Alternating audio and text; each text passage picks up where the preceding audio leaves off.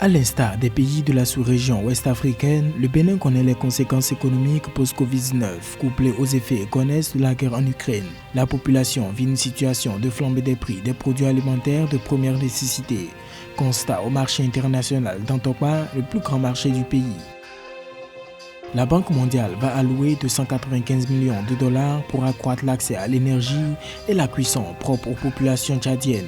Grâce à ce financement, l'accès à l'énergie va passer de 6% à 30% d'ici 5 ans, soit 1 million de ménages électrifiés d'ici 2027.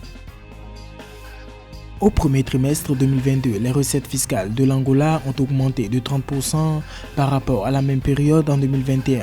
Les recettes proviennent des bureaux des impôts de Ndalatando, siège provincial, Dondo, municipalité de Kambambe et Kamabatela, Mbaka, selon le bilan trimestriel de l'institution.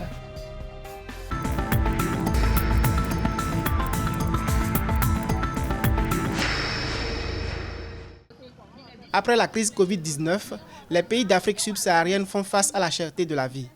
Une situation à laquelle s'est ajouté les effets connexes de la guerre en Ukraine. Au Bénin, la vie coûte de plus en plus cher. Au marché international d'Antokpa, les commerçantes se plaignent de la mévente et de l'augmentation du coût des marchandises à l'achat. Afin de soulager les consommateurs face à la cherté de la vie, le gouvernement béninois a défini cette nouvelle mesure pour une période de 3 mois depuis mars 2022. Cependant, la réglementation des prix des produits de grande consommation peine à être effective dans les marchés. Les clients disent que le président a dit de revoir les prix à la baisse et pour quelles raisons les prix ne cessent de grimper. Nous avons acheté le carton des pâtes alimentaires à 11 800. Peut-on les revendre à 9 500 francs CFA? La pâte alimentaire qu'on achetait à 200 francs est passée à 400 francs l'unité. C'est ce que j'ai acheté hier. C'est très difficile, le savon qu'on avait l'habitude d'acheter à 125 francs coûte désormais 200 francs. Le kilogramme du haricot qui coûtait 300 francs CFA est passé à 800 francs CFA. Le gari est vendu à 350 francs CFA le kilogramme contre 125 francs auparavant. De nombreux experts estiment que le changement climatique et la flambée des prix des engrais constituent des facteurs de hausse du coût de ces denrées agricoles produites localement.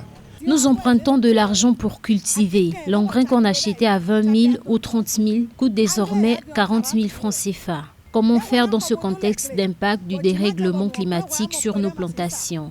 À combien nous allons vendre les produits récoltés? Tout cela contribue à la flambée des prix. À noter que l'indice harmonisé des prix à la consommation du mois de mars 2022 a enregistré une hausse. De 104,8 un mois plus tôt, il est passé à 105,2. Cette situation est imputable essentiellement à l'augmentation des prix des biens et services des fonctions, transport plus 2,3% et logement, eau, gaz, électricité et d'autres combustibles plus 0,9%.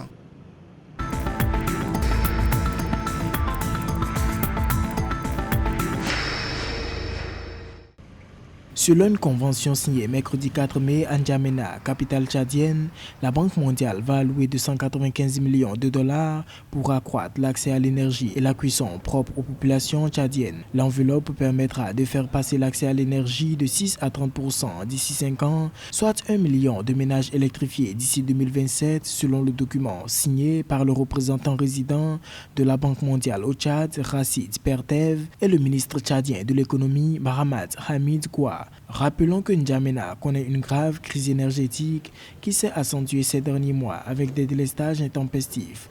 La Société nationale d'électricité, dont la capacité de production actuelle est de 120 MW, n'arrive pas à desservir convenablement la capitale.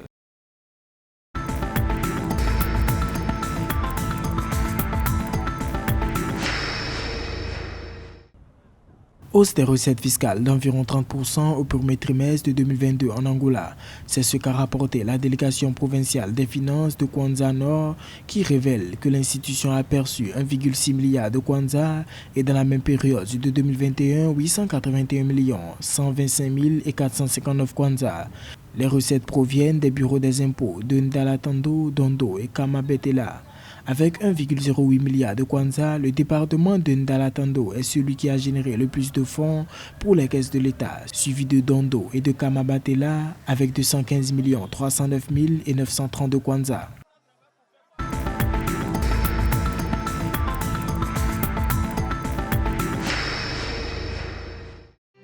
$1 million, c'est l'enveloppe que va investir l'ONG américaine Hyfer International pour générer des opportunités d'agro-industrie pour les jeunes entrepreneurs africains. Ce fonds permettra d'accorder des prêts pour acquérir des tracteurs dont la location ensuite permettra de rembourser le dit prêt. Le programme au Nigeria, Pay As You Go, a déjà permis de tels achats dans les États de Nasarawa, Abuja et Enugu.